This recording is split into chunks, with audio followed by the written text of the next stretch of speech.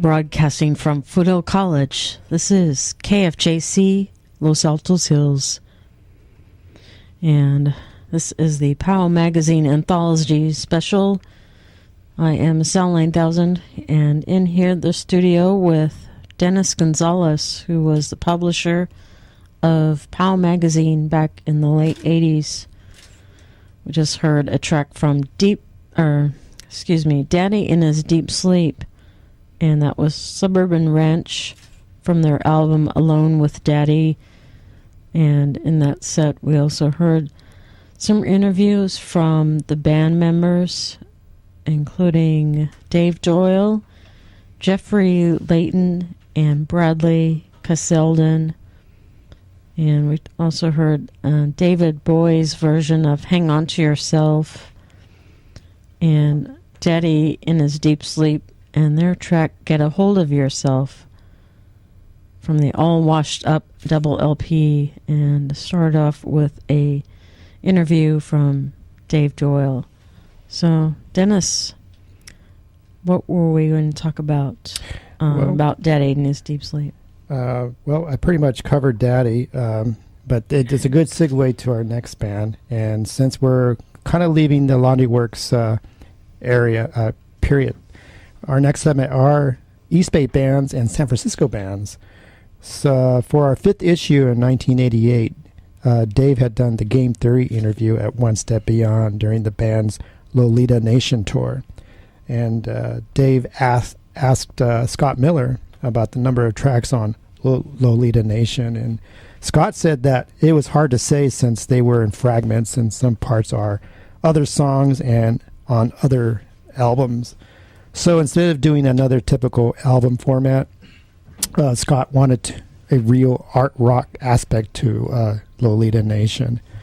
I also done an unpublished interview with 2 of the females from the band, and that's Shelley Lafreniere and Donette Thayer. You'll hear Scott in the background in our next interview. Here now for the first time on KFJC is that interview. An interview with the band members from Game Theory on KFJC. Best part of Game Theory. Right. I'm Donette Thayer, Donnette, Thayer, Thayer. And I'm Shelley Lafreniere, and you get to just guess on the spelling. Keyboards, I play keyboards, yeah. I play guitar. Did you have questions for us? Yes, I do. Okay. What's it like to be a woman in the music business, Shelley? Okay, what is it? What is it? Well, it's usually fine, but tonight we've been running into it a little. I haven't...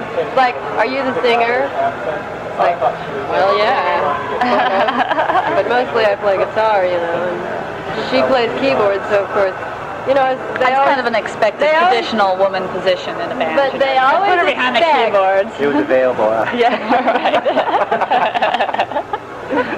That's right, but she begged to get into it. Yeah, well, did you stop? She says that every interview. I didn't beg. She had to beg. I was in the band easy. Scott picked me out, Donette begged for years. She was living with the man. Years. There she was. Scott, please let me be in the band. Practicing this speech. Okay, well, no, the fact is, the old keyboard player got pregnant and now really regrets quitting and stuff. Yeah. Is that a trend or something? The drummer got a woman pregnant too, so he quit too. Sort of how they both He also left. found God too, and God told him not to. The drummer, yeah, the keyboardist didn't really turn any more religious than she probably was in the first place. Because Scott has this problem about losing people right after the tour. Yeah, but we've managed. They get back from tour pregnant. Nothing else to do, I guess. No, but this last tour we stuck together. Oh yeah. Are you part of writing the music too? I write 2 songs on the record. Once in a while, he lets us do a part. I write most of my parts. It's not here now. You don't hear it later. I write most of my parts. No, I was very amateur when I joined the band, so the fact that I'm getting to do more and more things is I get better. She's always had a really good sense of rhythm, so she does. We discovered that. I sort of discovered that before she did. So she wants all the credit for it. Last night she I see. played. You were influenced by Exactly. She picked it up from me. Donnie joined the band. Suddenly, I had rhythm. Well, what happened with me joining the band was I went to see them a lot, because Scott's my boyfriend, and then She kept thinking, God, are they lame without me? So much better. no. Well, like Joe said, they couldn't have done that first album without her. Oh, here's how I joined Game Theory by Donette Fair. Okay. I've had my own band for a really long time. What's the name of the band? The Veil.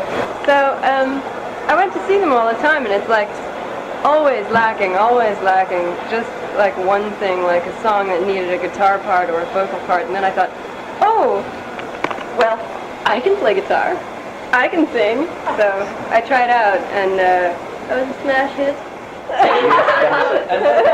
If Scott goes away on tour, do one more time. I'll die! Oh yeah, that too. Is that the truth? Is that how it really started? That was how it really happened. Only she begged for a year. For a year! Please! No, I Please, didn't. Scott, we're still thinking more. No sex gone in band. And even after I joined, I still was working with my own bands, and Pretty soon they all petered out. yeah, they did the big trip about how my old Weren't you in band. what, Deep Enough or something like No, that? I sang backing vocals for a band called The Skin Deep. Perfect Strangers, and then when they changed their name to Skin Deep, I quit. But Perfect Strangers had that big hit, Run to You, which later on became another big hit by somebody else with completely different lyrics and melody, but same cliche sensibility, pop sensibility. Okay. For the record. Yeah, but they were really good. But I had to quit. And then what? Then what happened? Oh no. Then I joined the band, and we suddenly became really good. No, Enigma likes us really a lot now. Enigma used to think we were so hot. They picked you up, when did they pick you up? Oh, we've had this one in Real Night Time, and no, that's Rational. On Enigma we've had, the first one was Real Night Time, and then after that they put out the Big Shot Chronicles, and then our most recent VR double album.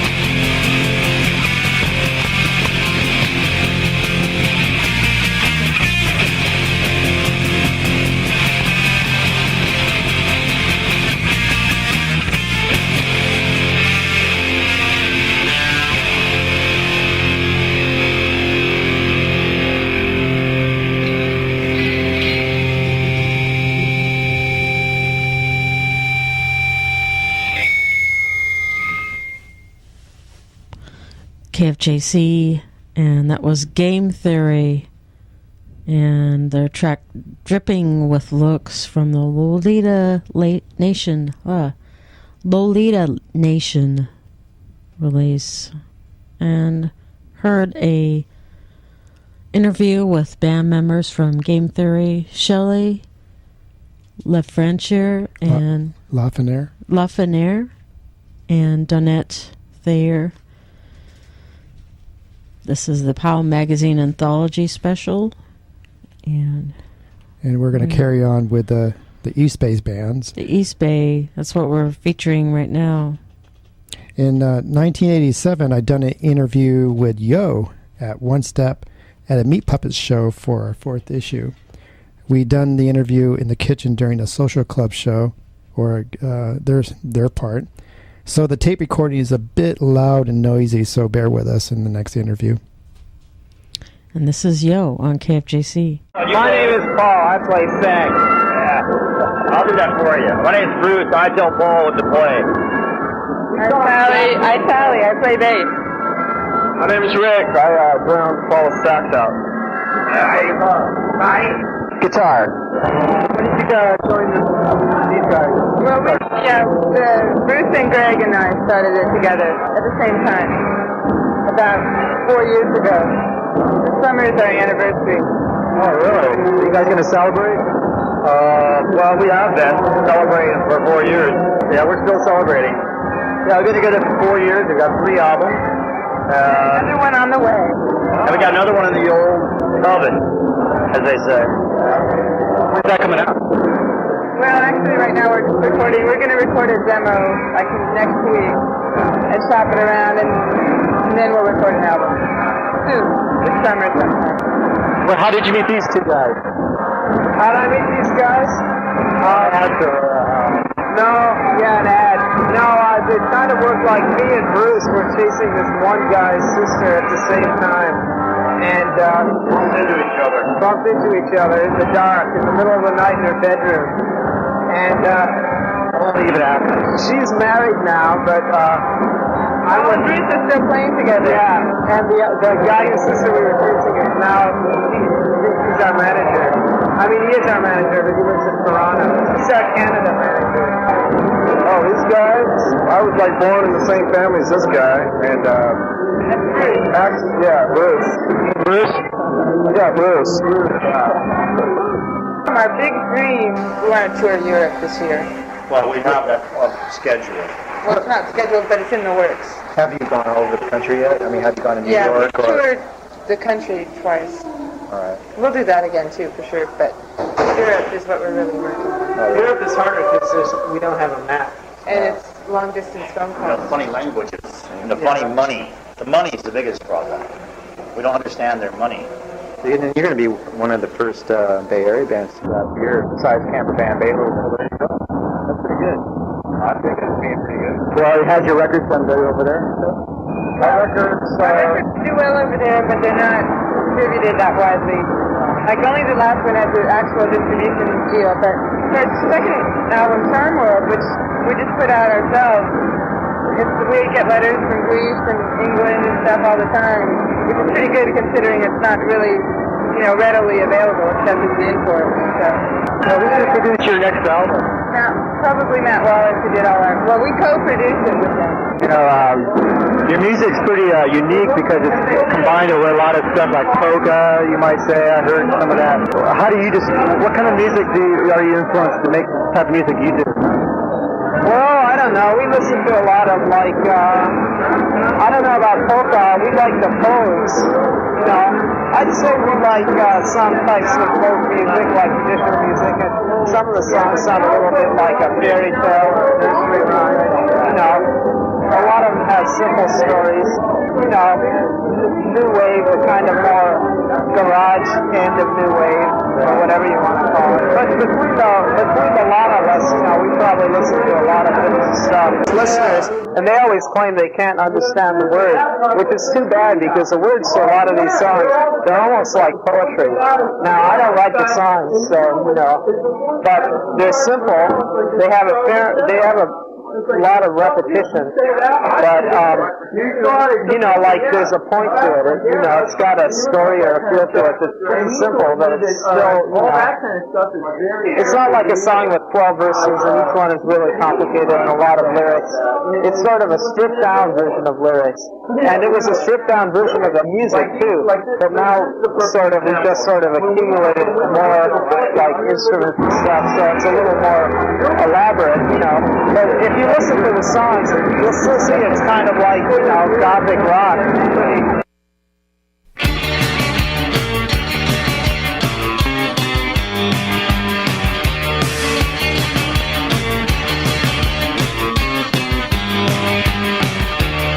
Once in a blue moon, someone will come just before you're giving up. Once in a blue moon, maybe tonight, I'm showing you a guiding light, a woman tonight. 'Cause there's a moon shining bright, a woman tonight. 'Cause there's a moon shining bright. Once in a blue moon, say you will stay until my dreams turn real. Once in a blue moon's never enough. Let it in, never let it up in the sky. Someone's waiting for me up in the sky. Someone's waiting for me.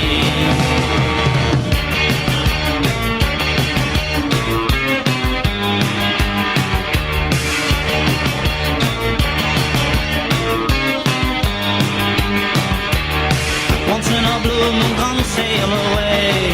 Give it all for all it takes. Once in a blue moon, come follow the sun. There's the one you're betting on. All in one night, all your dreams come true. All in one night, all your dreams come true. All in one night, all your dreams come true.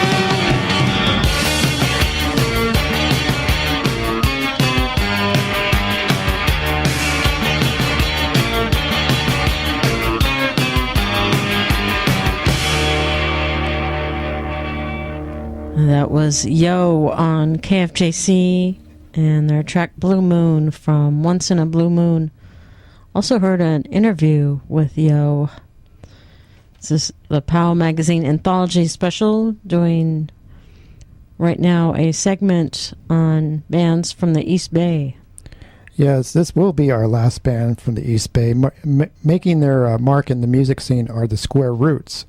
I'd done an interview for issue 6 with the band in San Jose in 1988, but it was never published because we shut down Pow by that time. I believe the band broke up as well. So here now for the first time on KFJC is that unpublished interview with the Square Roots. The Square Roots on KFJC.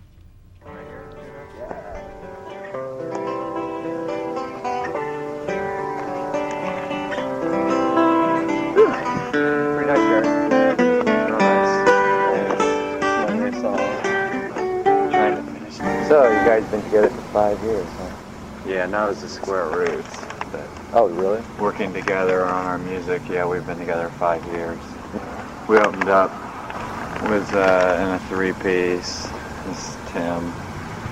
Tim was looking for a band to play with, and me and the drummer I was been working with was looking for a bass player. So it was way back in the spring of '83, right around this time exactly. And they one album as the Square Roots, right? Two. Yeah. 2 albums. Yeah. How do you feel about those past albums? Have you accomplished what you wanted? Yeah. We put them out when we first started playing. People always ask us, "Gosh, have you got any recorded work?" You know, so we started, making them, and we've accomplished a lot with them. Really, it's given us, helped sustain the band. Mm-hmm. Well, you saw that list of songs that we had. Yeah, I mean, we got through like 200. And it's like, God, we've got to record these, or else we write new ones, and then we stop playing the older ones, which are, we've always been real proud of what we were doing at the time. And it's sort of sad to see songs go by the wayside that were really good and never got recorded. So we thought, we're not gonna not going to wait till... Funny, we've been together a long time, but we've only really sort of burst on the scene recently. Yeah. Had we gotten like our press kit and organized. Our management sees us like we started this group, the Square Roots. This project's only been going on since June '85.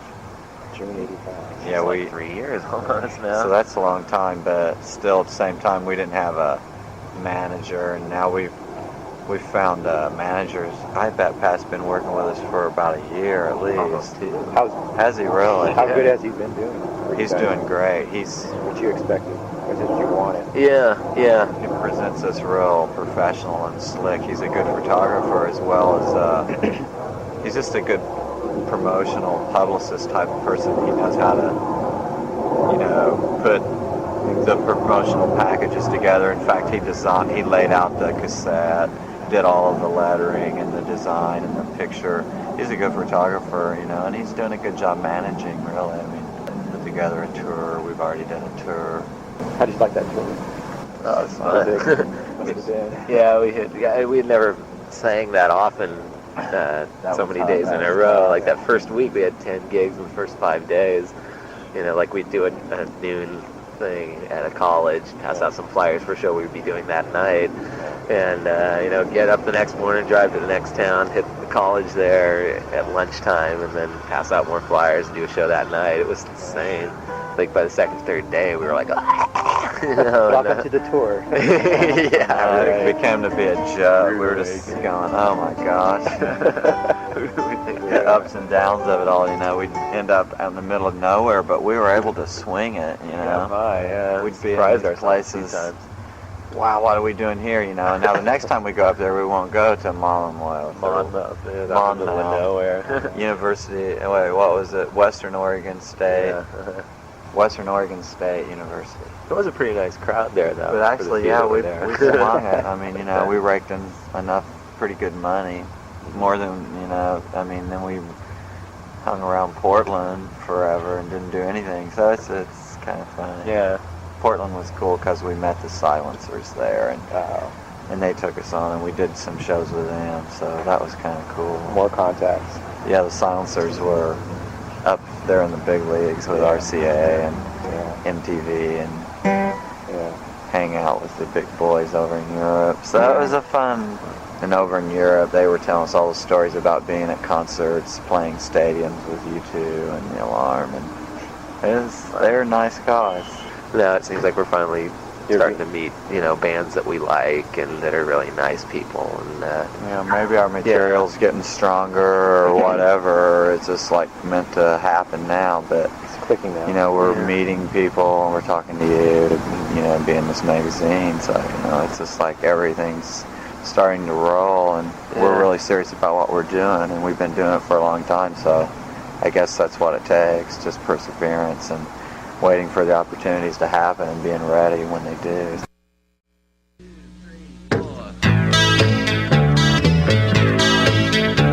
The bottle, it is poised in your hand. Why don't you take another drink if you can? Pretend that I'm not here, I'll disappear. The friends and drinks and music so loud, it won't be hard to fade me into the crowd. But down inside, we used to go together. We're so casual and indifferent. I wonder, could it have turned out different? Ignoring you, ignoring me. Is this how it's meant to be? I'll grab another beer from the keg. You'll just ignore me and you uncross your leg the way you used to do when we were two. Your voice is cutting through in the crowd to make me notice. Are you talking so loud, or am I just captured by a voice that I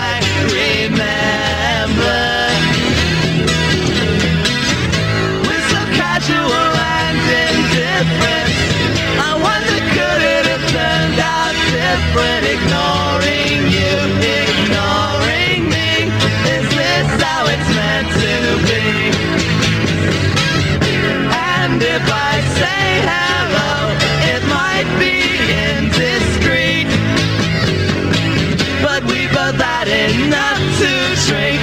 And in the morning you won't remember if we should meet.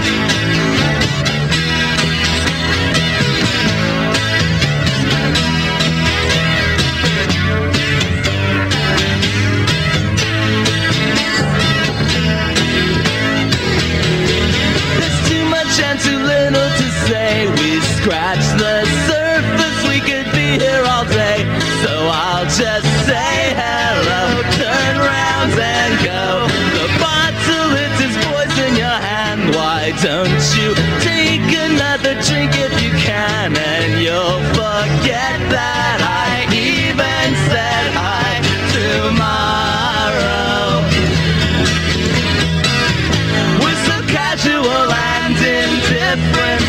I wonder, could it have turned out different? Ignoring you, ignoring me. Is this how it's meant to be? We're so casual and indifferent. I wonder, could it have turned out different? Ignoring you, ignoring me. Is this how it's meant to? Don't wanna resent you. Is this how it's meant to be? Who's going to record your next EP? Oh, we don't know. We figure it'll probably be, we don't know exactly if we have to do it by ourselves. If we don't get signed to a record label, we're just going to probably end up doing another album-length thing. And we don't know if we got signed, would a record company want us to do an album, or would they want us to do 6 songs, EP, or something like that. But, you know, it'll definitely be a big jump up, whether we do it alone or if we get with a record company. You know. Yeah. People say, gosh, you guys are two-piece, you'll never get signed. It's, you know, Well, you're not like... that could be an advantage. I think so, too, you know, because the minute you have the drums, you're more like everybody else. The minute you get this production and electric guitars, you're more like everybody else. Mm-hmm. Like, do you think your music is coming into the right time with the acoustic? I think so, actually, yeah. Yeah, it was a lot of...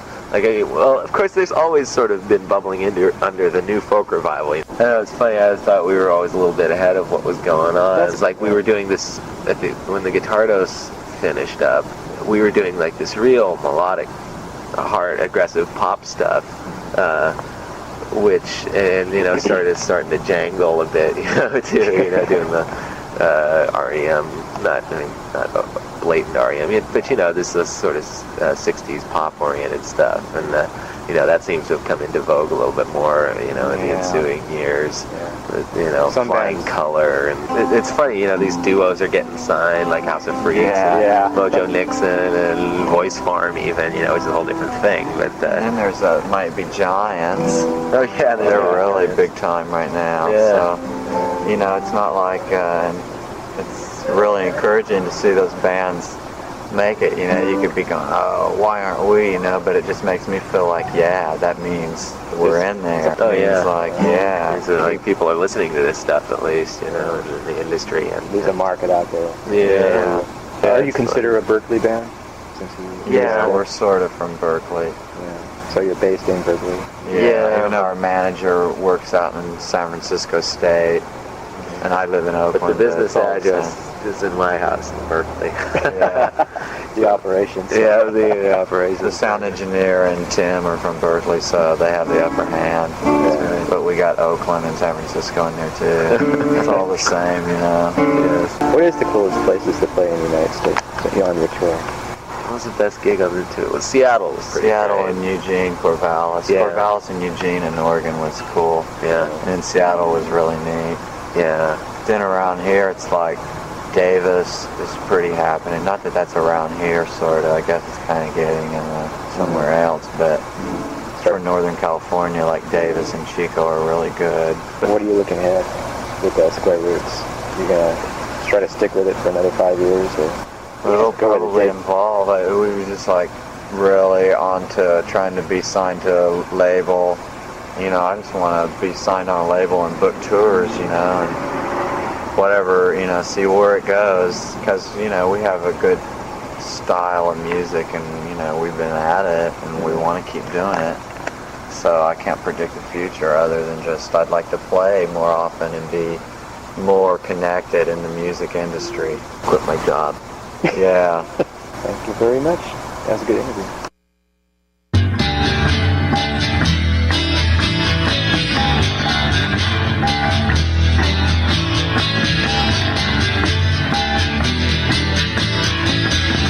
When you feel like nothing's going your way and no one has the time for you today, and everything you do keeps bringing you down, and you wish that someone else around would give you a listen. Well, just give me a call in the night or the morning, or any time at all that you need some sympathy.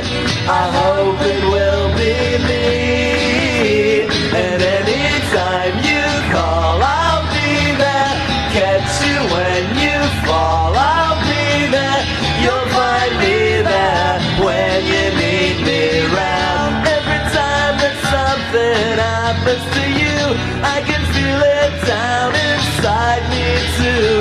You don't have to say a word, 'cause I know how you feel. And when you're feeling low, there's someone you can turn to let it all come down. There's someone you can turn to when no one else around understands your point of view.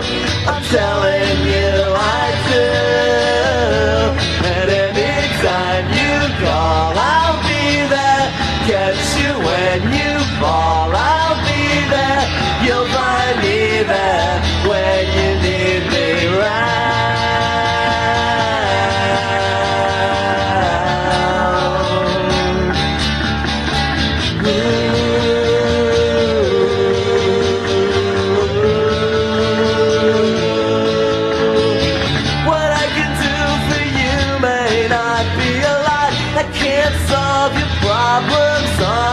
Spot. I can't make your rainy clouds go away, but as long as you need me, I'll stay. You can cry in my ear, or you can hold me near. It's not a whole lot, my dear, but at least there's someone here whenever you feel blue. It's the best a friend can do. And anytime you call, I'll be there. Catch you when you fall, I'll be there. You'll find me there when you need me. Anytime you call, I'll be there. Catch you when you fall, I'll be there. You'll find me there when you need me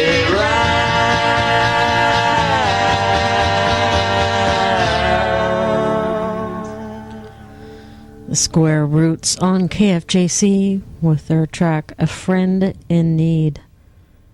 Also heard a track, an interview actually with the Square Roots, and also their other song called Casual and Indifferent.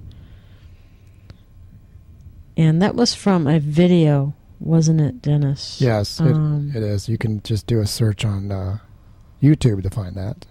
Yeah, we don't have the actual name of that video yet, but we also heard a interview with Jerry Waggers and Patrick Combs from the band The Square Roots. Yeah, that was our last East Bay band for tonight. So now we're going to move across the bay to San Francisco. Blue Movie was a staple in the San Francisco music scene, and I had done an interview with the band in a restaurant at Castro and Market in 1987. Soon after that interview, they broke up. So here now for the first time on KFJC is the unpublished interview with Blue Movie. Blue Movie, and this is the Pow Magazine Anthology special on KFJC.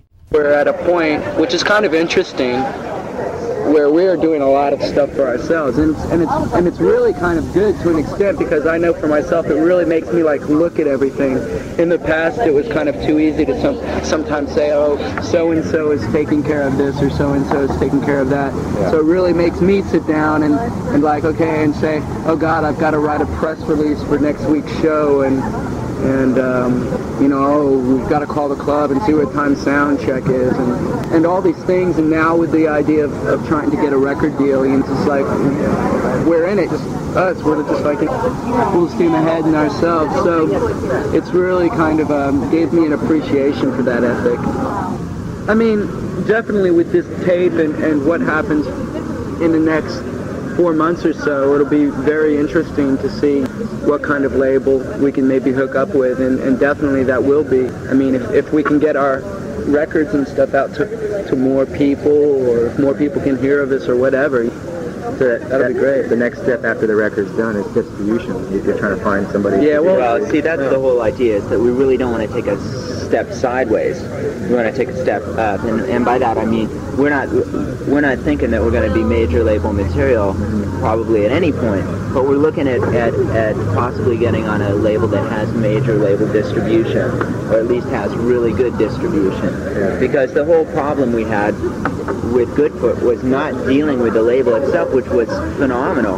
I mean, it was so good. The support we got was so good. But just the fact that it was a brand new label, it was very hard, even though we had distributors, to get them to get it to the stores. Yeah. And we'd be on the road and we wouldn't see the record there, and we'd be in there hawking the records ourselves, which is okay. But we'd like to make a step up from that, so that the next time we go on tour and the next time we put a record out, it's out, it's getting reviewed, it's getting sold.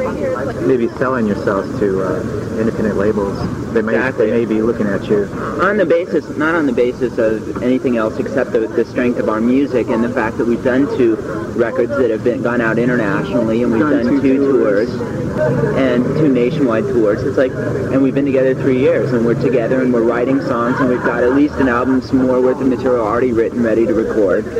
Our experience on our last tour is that it takes a lot of organization to make a successful tour. You go into a town, and if you just show up and play a gig, maybe even if 100 people or 200 people show up, there's like a minimal impact on the city, because it's like those people saw you, and maybe not even everyone was there for your set, or they were, But if you do it right, you come into town and there's already advanced press about the band in the local paper, or at least in the underground paper, and you could do some radio interviews, and play the show that night, and then get someone to come out to the show and review it, and then after you leave, your name is still there. You could also do in-store appearances and things like that. So we did that on both of our nationwide tours. But on the last one, kind of the support from the record company fell. Well, it wasn't there anymore after about a third of the way into the tour. Yeah, the record company was running out of money. Right. So we started doing that for ourselves, and so that's what I mean. We know what's involved in it. What favorite towns did you like? Madison. Jim almost got arrested in Madison on this last trip. That's right. What was that for, using an amplifier in the streets? Yeah. Madison? Yeah. Big college town. The cop was really nice. She took me across the street so she wouldn't embarrass me in front of everyone. Took me into a store. Into a pinball arcade. Yeah. So when we were up in Vancouver this last time, though, we were up there with Dot 3. We hung out with them for about 5 days. They were playing the same clubs we were at the same time, living in the same production. That's fun. That's fun to see friends. To see friends on the road. We saw the Catheads on the road. We saw, So we played with the Catheads in Columbia, South Carolina. Yeah. Stayed at the same house. We drew mustaches on pictures of Flying Color in Houston, Texas. We passed Flying Color in Texas. I mean, we went right by them. They were in Texas at the same time we were, at one end, opposite ends, and then we were in the opposite ends. Yeah. Well, it's nice to see some familiar faces. It is. Yeah. Oh boy, it is. It really helps out. Yeah. And it's just good to see your friends doing it. They're doing the same thing. That's another thing too. You got connections already set up. So if you want to go back on the road, you're ready. Exactly. Yeah. And what's really neat is like, let's say when we get off the road on a tour, we've gained new information, new clubs, and in turn we can give that to friends and bands, and they, everyone can kind of add it to their list, so that when they go out on the road again, Not only that, the managers and who pays what. Yeah. Who doesn't pay. Yeah, exactly. Yeah, we found out the hard way about it. We know more who don't pay than we know.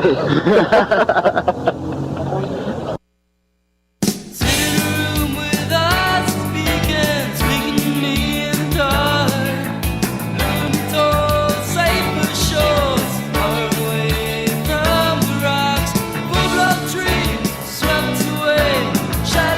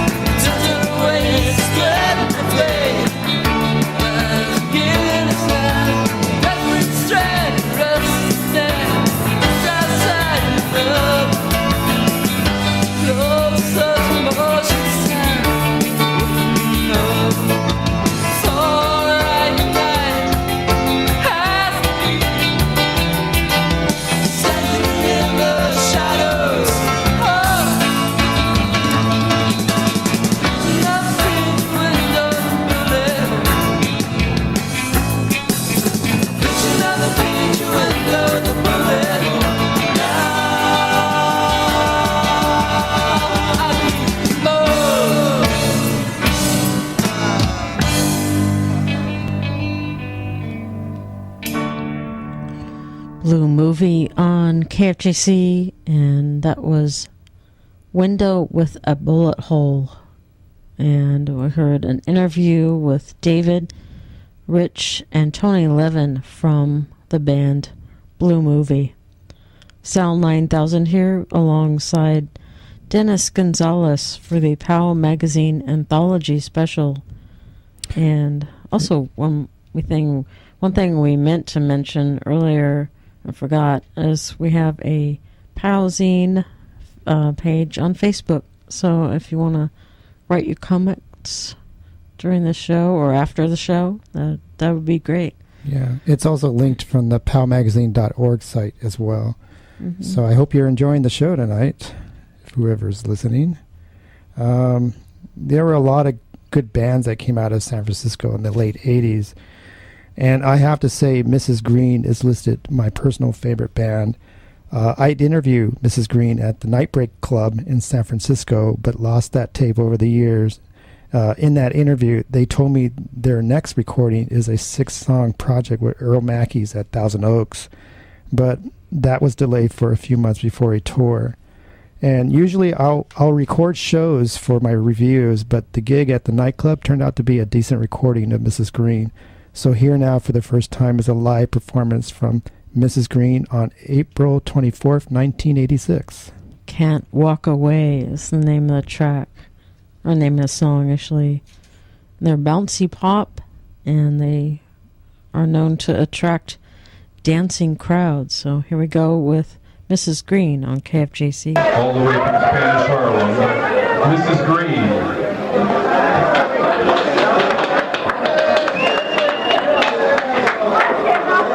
All right, this one's called Can't Walk Away. 1, 2, 3.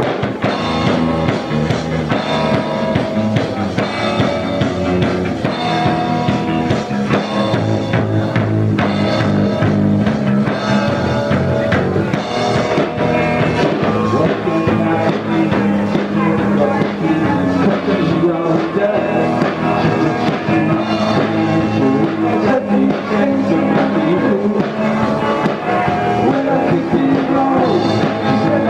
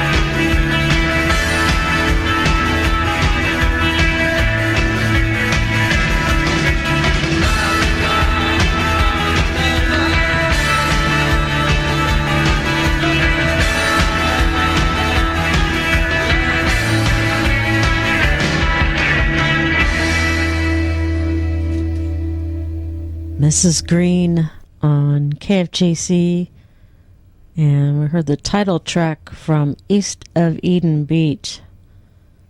And prior to that, we heard Can't Walk Away, which was live from Nightbreak. What was Nightbreak, Dennis? It was a small little club on Haight Street near McDonald's, where a lot of San Francisco bands played, as well as traveling bands, and it was a really small bar and a tiny little stage. But I think that was the charm of the Nightbreak, and I often gone there during the Pow years. And I guess the next San Francisco band, there were not many female bands in the Bay Area in the late 80s, unfortunately.